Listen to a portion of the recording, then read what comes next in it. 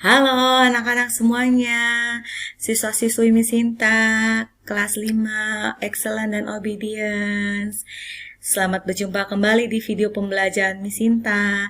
Hari ini Misinta akan berikan review tematik 5H untuk persiapan kalian mengikuti penilaian akhir tahun. Semoga video ini dapat kalian pelajari dengan baik.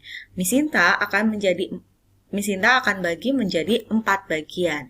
Yang pertama kita akan bahas tentang bahasa Indonesia. Nah, di bahasa Indonesia terdapat 4 materi penting. Yang pertama adalah teks fiksi dan teks non-fiksi. Nah, teks fiksi dan teks non-fiksi ini nanti kalian bisa pelajari tentang pengertiannya, perbedaannya, dan contoh-contohnya. Lalu, urutan peristiwa dalam teks non-fiksi. Yang berikutnya, ide pokok paragraf. Dan yang terakhir adalah peristiwa penting dalam teks. Nah, Misinta berikan video tentang materi bahasa Indonesia. Anak-anak, silakan menyaksikan.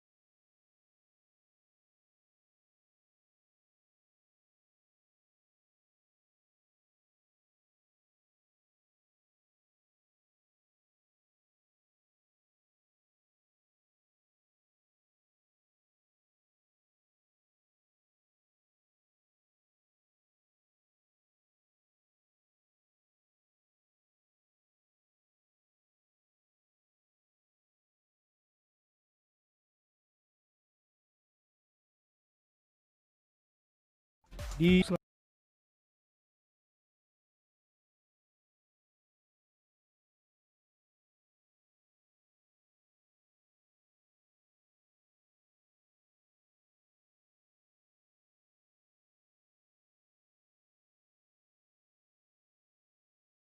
Lalu yang berikutnya kita akan bahas tentang subjek PPKN. Nah, di PPKN itu ada 3 hal penting yang harus anak-anak pelajari. Yang pertama adalah keragaman sosial budaya masyarakat Indonesia. Yang kedua, permainan tradisional masyarakat Indonesia. Nah, permainan tradisional masyarakat Indonesia ini juga termaksud di dalamnya adalah nilai-nilai yang terkandung di dalam sebuah permainan tradisional. Lalu yang ketiga adalah sikap baik dalam menghadapi keragaman. Nah, Misinta juga berikan video pembelajaran PPKN. Selamat menyaksikan. Daerah Istimewa Aceh. Suku yang mendiami daerah Istimewa Aceh antara lain suku Aceh, suku Gayo, suku Alas, dan suku Tamiang. Rumah adatnya adalah Krong Badi. Pakaian adat Ule Balang. Tarian adatnya antara lain tari Saman dan tari Seudati. Alat musik tradisional adalah Srone Kali.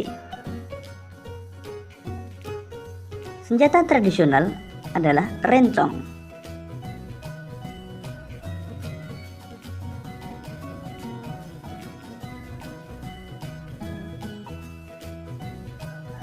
Sumatera Barat. Suku yang mendiami Sumatera Barat adalah suku Minangkabau. Rumah adatnya adalah rumah gadang. Pakaian adatnya adalah bundo kanduang. Tarian adatnya antara lain tari piring dan tari payung. Alat musik tradisional adalah saluang. Senjata tradisional adalah kerambit.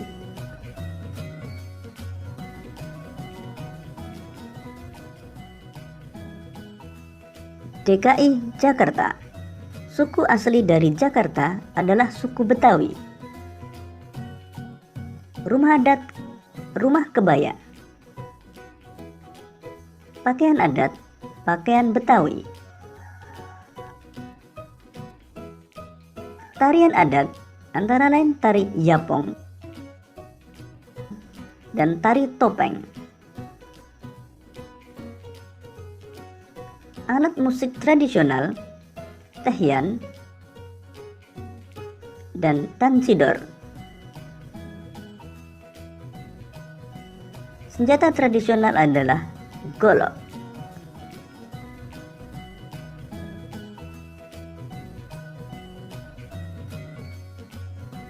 Jawa Barat. Suku asli dari Jawa Barat adalah suku Sunda. Rumah adat, rumah kesepuhan. Pakaian adat, kebaya.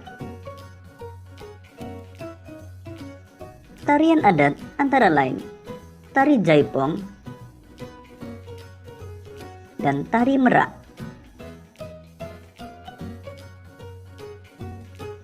Alat musik tradisional adalah angklung. Senjata tradisional kujang.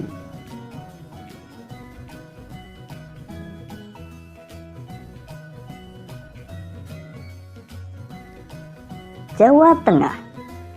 Suku yang mendiami daerah Jawa Tengah antara lain suku Jawa, suku Samin, suku Kangean, dan suku Karimun. Rumah adat adalah rumah joglo. Pakaian adat Jawi Jangkep dan kebaya. Tarian adat adalah tari serimpi dan tari gambyong. Alat musik gamelan dan senjata tradisional adalah keris.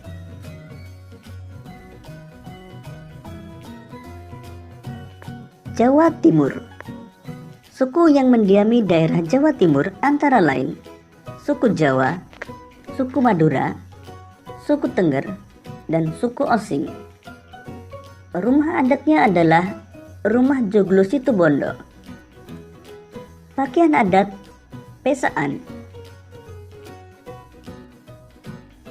Tarian adat antara lain tari remo dan tari jaranan. Alat musik gamelan dan senjata tradisional celurit.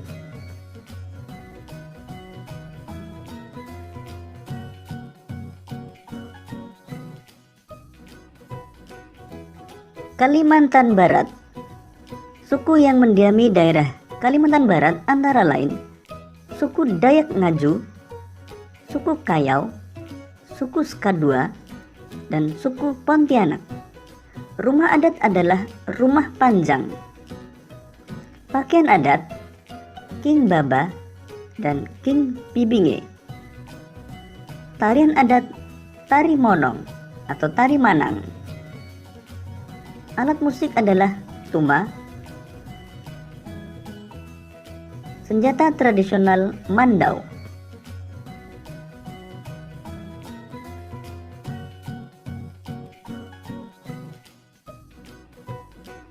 Bali. Suku asli dari Bali adalah suku Bali. Rumah adat Gapura Candi Bentar. Pakaian adat Payas Agung. Tarian adat antara lain tari pendet dan tari legong. Alat musik tradisional adalah gamelan Bali dan senjata tradisional adalah keris.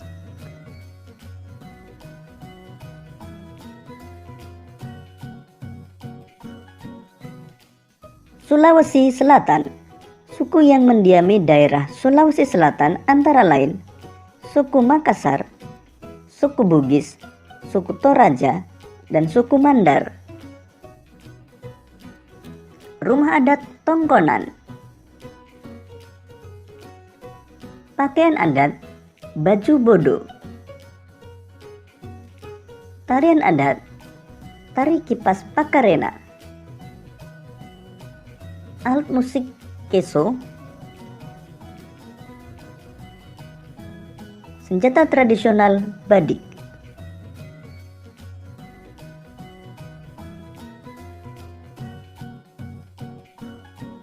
Nusa Tenggara Timur. Suku yang mendiami daerah Nusa Tenggara Timur antara lain suku Rote, suku Flores, suku Sumba, dan suku Belu. Rumah adat Musalaki.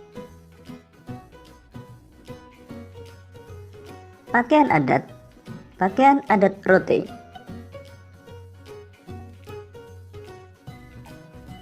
Tarian adat tari perang dan tari gareng lameng. Alat musik sasando. Senjata tradisional sundu dan kabeala.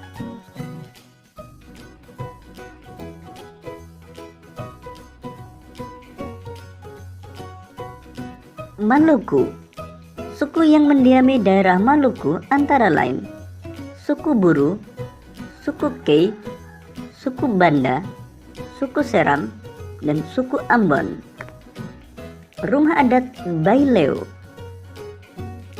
Pakaian adat baju cele. Tarian adat tari cakalele dan tari lenso. Alat musik nafiri.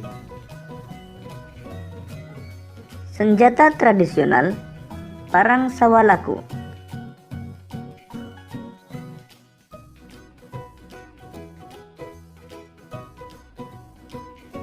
Papua. Beberapa suku yang mendiami Papua antara lain suku Asmat, suku Dani, suku Biak. Rumah adat adalah Honai. Pakaian adat rok rumbai dan koteka. Tarian adat tari musyoh dan tari selamat datang. Alat musik tifa. Senjata tradisional busur dan panah. Nah, sekarang mata pelajaran IPS. Ada 4 hal penting yang harus anak-anak pelajari di dalam mata pelajaran IPS. Yang pertama adalah jenis-jenis kegiatan ekonomi masyarakat. Yang kedua, jenis-jenis usaha yang dikelola perseorangan. Yang ketiga, jenis-jenis usaha yang dikelola kelompok. Nah, ini kalian juga harus ingat kelebihan dan kekurangannya. Serta yang keempat, pengaruh kegiatan ekonomi terhadap kesejahteraan masyarakat. Nah, Miss Sinta juga berikan video pembelajaran IPS. Selamat menyaksikan. Kemarin kita sudah mempelajari berbagai macam kegiatan ekonomi. Nah, hari ini kita akan mempelajari cara pengelolaan kegiatan ekonomi. Usaha yang dilakukan masyarakat ada yang dikelola secara perorangan maupun kelompok. Usaha perorangan adalah usaha yang dikelola sendiri. Contoh usaha yang dikelola sendiri misalnya petani, peternak, pemilik toko, pedagang keliling, pemilik industri rumahan, dan lain. Sedangkan usaha kelompok adalah usaha yang dikelola oleh lebih dari satu orang. Contohnya BUMN atau Badan Usaha Milik Negara, Perseroan Terbatas atau PT, Persekutuan Komanditer atau CV, firma, dan koperasi. Baik usaha perorangan maupun kelompok memiliki kelebihan dan kekurangan masing. Kelebihan dari usaha perorangan: yang pertama, keuntungan usaha dinikmati sendiri. Yang kedua, bebas mengembangkan usaha sesuai keinginan. Yang ketiga, ketiga, keputusan dapat dilakukan dengan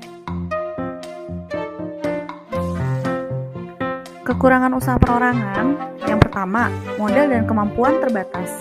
Yang kedua, kerugian usaha ditanggung sendiri. Yang ketiga, kreativitas mengembangkan usaha terbatas.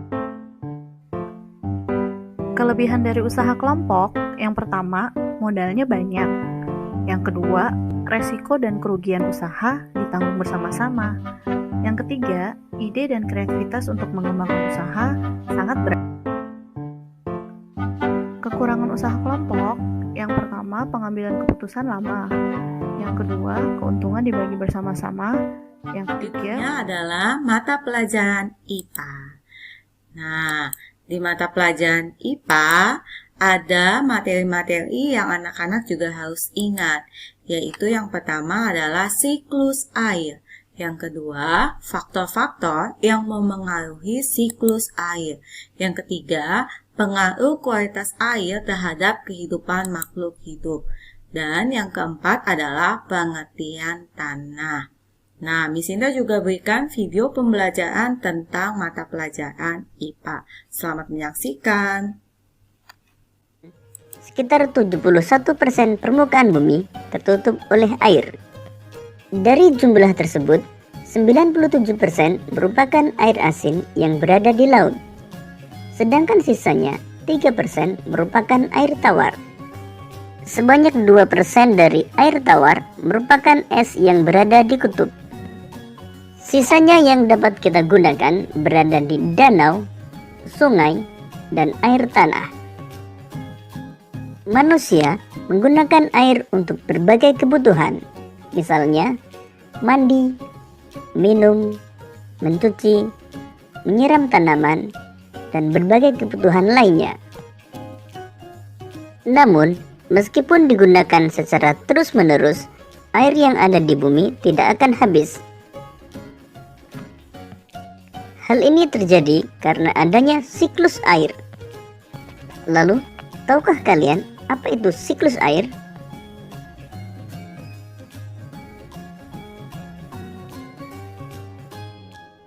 Siklus air adalah sirkulasi atau perputaran air secara terus-menerus dari bumi ke atmosfer, lalu kembali lagi ke bumi.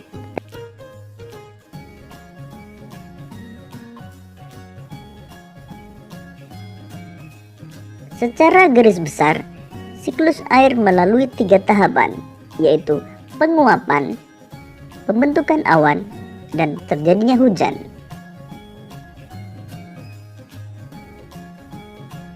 Air di laut, sungai, dan danau menguap karena terkena panas matahari. Proses penguapan tersebut disebut evaporasi. Tumbuhan juga mengeluarkan uap air ke udara akibat panas matahari. Proses penguapan yang berasal dari tumbuhan disebut transpirasi.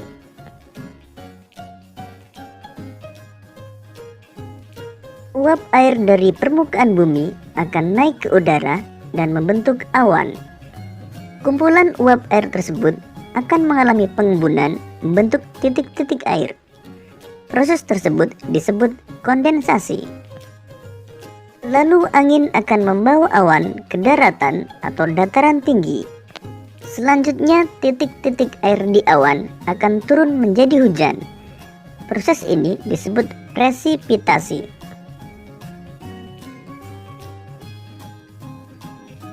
Lalu air akan mengalir ke dataran rendah dan menciptakan suatu siklus yang berlangsung secara terus-menerus.